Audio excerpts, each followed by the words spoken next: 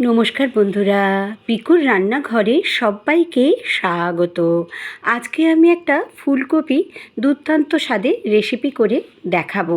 এই রেসিপিটা দিয়ে গরম গরম ভাত রুটি খেতে কিন্তু ভীষণই ভালো লাগে। আর এখন ফুলকপি শেষের দিকে, আর ফুলকপিতে একটা গন্ধ লাগে, কিন্তু এরম যদি রেসিপি করে খান তাহলে কিন্তু একদমই গন্ধ লাগবে না। তাহলে চলুন বন্ধুরা, করে দেখানো যাক। আমি একটা গোটা ফুলকপি নিয়ে, আর ফুলকপিকে এরকম ছোট্ট ছোট্ট টুকরো করে কেটে নিয়েছি। দেখুন, এরকম ছোট ছোট করে কাটতে হবে, যেমন করে আমরা ভাজি করি ফুলকপি সেরকমভাবে। আর ডাঁটাগুলো কিন্তু এরকম সরু সরু করে কেটে নেবেন। প্রথমে আমি কড়ার মধ্যে ফুলকপিটি ভাজবার জন্য দিয়ে দিচ্ছি 5 টেবিল স্পুন মতো সর্ষের তেল। আর সর্ষের তেলে রান্নাটি করলে খেতে কিন্তু ভীষণই ভালো লাগবে। এবার তেলটা যখন বেশ ভালো মতো গরম হয়ে যাবে, একে একে ফুলকপিগুলো দিয়ে আমি কিন্তু বেশ ভালো করে ভেজে নেব। বলে রাখি বন্ধুরা, এখানে কিন্তু ফুলকপিটা খুব ভালো করে ভাজবেন, না হলে কিন্তু ফুলকপির একটা হালসে গন্ধ চলে আসবে। অবশ্যই কিন্তু ফুলকপিটা লাল করে ভাজবেন। আমি একটু নুন দিয়ে দিলাম এর মধ্যে, আধা চামচের মতো দিয়ে আবারও বেশ ভালো করে নাড়াচাড়া করে নিচ্ছি।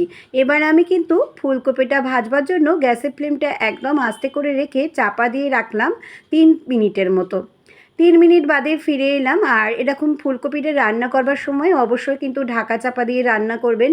আমি সবসময়ই ঢাকা চাপা দিয়ে রান্না করি। এতে কী হয়, গ্যাসও সাশ্রয় হয়, আর তাড়াতাড়ি কিন্তু সবজি বা মাংস যাই বলেন না কেন সব কিন্তু সিদ্ধ হয়ে যায়। এবার আবারও আমি বেশ ভালো করে নাড়াচাড়া করে নিচ্ছি। এইভাবে আমি 4-5 মিনিটের মতো নাড়াচাড়া করে নেব। এবার আমি দেখুন ফুলকপিটা বেশ লাল করে ভাজা হয়ে গেছে, আমি একটি থালার মধ্যে তুলে রাখলাম। আবারও কিন্তু কড়ায় আমি 2 টেবিল স্পুন মতো সর্ষের তেল দিয়ে দিয়েছি, যেটুকু ছিল তার ওপরে দিয়ে দিয়েছি।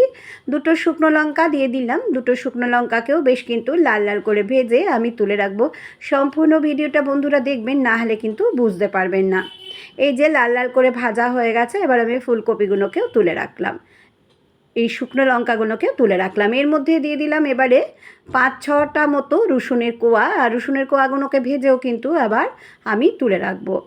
এইভাবে কিন্তু করব। আর এই রেসিপিটি যদি ভালো লেগে থাকে অবশ্যই সাবস্ক্রাইব, লাইক, শেয়ার করবেন। নিচে থাকা বেল বাটনটা প্রেস করে দেবেন, যাতে নতুন নতুন রেসিপি বা ব্লগ আপনাদের কাছে প্রথমেই পৌঁছে যায়।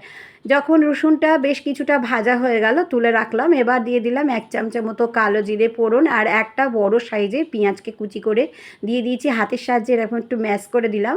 আর পেঁয়াজগুলো বেশ ভালো করে ফোড়নের সঙ্গে ভেজে নেব।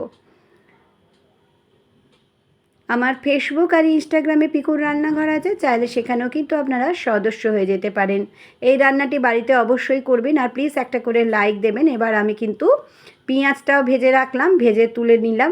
এবার আমি এই যে তেলটা রইলো সেই তেলের মধ্যে দিয়ে দেব গোটা একটা বড় সাইজের টমেটো।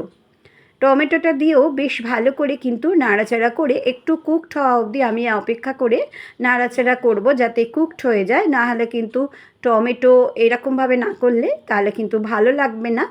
আর একটু সেদ্ধ হওয়া চাই, আবার খুব বেশি সেদ্ধ করে ফেলবেন না, নাহলে কিন্তু খেতে ভালো লাগবে না। একদম ইউনিক দুর্দান্ত স্বাদের একটা ফুলকপি রেসিপি আপনাদের কাছে তৈরি করে দেখাচ্ছি। পুরনো বন্ধুদের অনেক অনেক ধন্যবাদ, ভালোবাসা, তারা এতদিন ধরে আমার সাথে থাকার জন্য। নতুন বন্ধুদের স্বাগত আমার চ্যানেলে আসার জন্য। আর চ্যানেলটিকে সাবস্ক্রাইব করে দেবে তারা, আমিও তাহলে তাদের ঘরে চলে গিয়ে সাবস্ক্রাইব করে দেবো। আর সম্পূর্ণ ভিডিওটা বন্ধুরা দেখেই কিন্তু সাবস্ক্রাইব তোমরা করো। এবার আমি একটু নুন দিয়ে সমস্ত ভালো করে মেখে নিচ্ছি। হ্যাঁ বন্ধুরা, আমি তৈরি করে ফেলছি ফুলকপির ভর্তা, কিন্তু একটু অন্যরকমভাবে আমি এই ভর্তাটি তৈরি করেছি। এই ভর্তাটা দিয়ে কিন্তু ভাত খেতে ভীষণ ভালো লাগে বন্ধুরা। আমার মতো বাড়িতে অবশ্যই তোমরা তৈরি করবে। আর ওপর থেকে দিয়ে দিলাম 1 টেবিল স্পুন মতো কাঁচা তেল। সর্ষের তেলটা কিন্তু অবশ্যই দেবে। সর্ষের তেলটা দিয়ে বেশ ভালো করে দিয়ে আমি ভাতের সাথে কিন্তু সার্ভ করে দিচ্ছি। গরম গরম এরকম রেসিপি তৈরি করে খাবেন। সবাই খুব খুব খুব ভালো থাকবেন, সুস্থ থাকবেন। আবারও আমি আসবো নতুন নতুন রেসিপি বা ব্লগের সঙ্গে। ধন্যবাদ।